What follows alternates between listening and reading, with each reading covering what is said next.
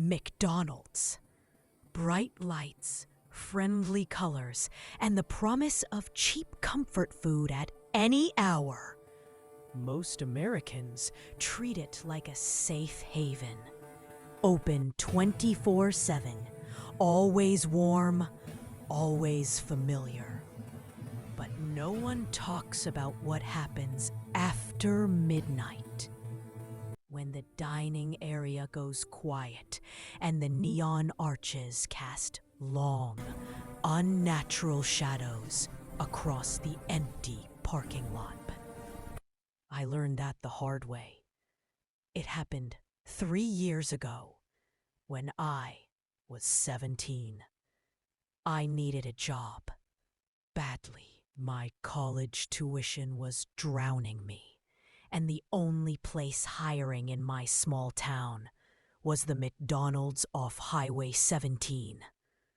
I didn't care about the low pay or the greasy smell that never washed out of my clothes. I just needed the money.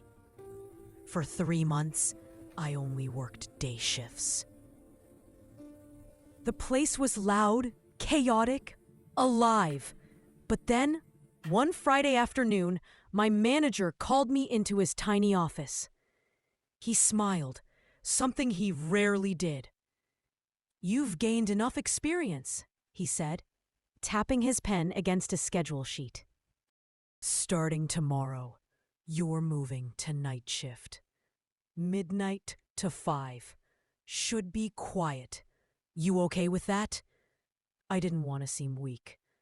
I needed the hours. So I nodded. "Yeah, I'm fine with it." I had no idea how wrong I was.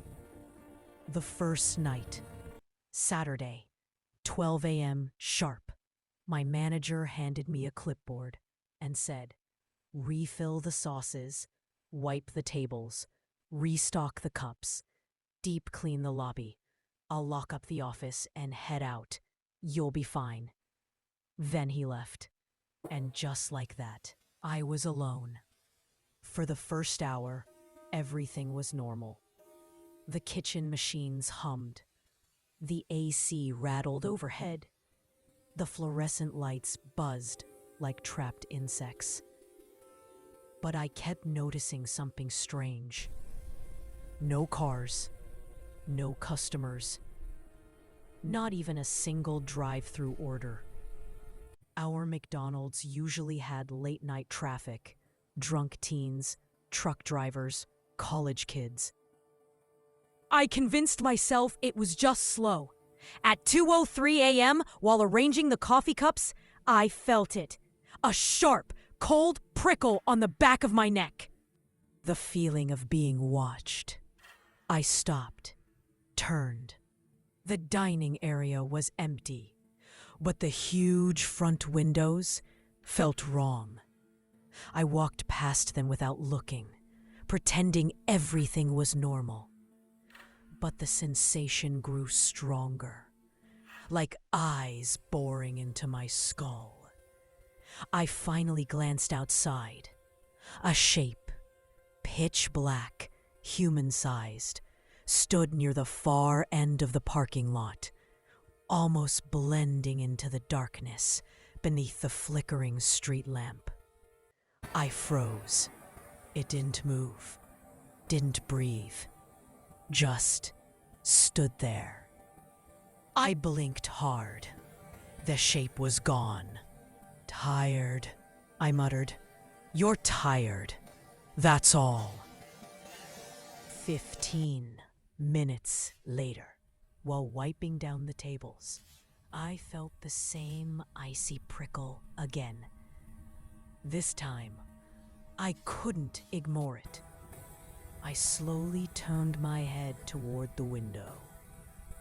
The shape was back, closer, halfway across the parking lot. My breath caught in my throat, but I forced myself to keep wiping, refusing to let panic take over. "Don't look. Don't look again. Don't." I looked again. It was standing right at the edge of the sidewalk now, inches from the glass. Still nothing but a black silhouette, except now its head was tilted, like it was studying me. My heart slammed against my ribs.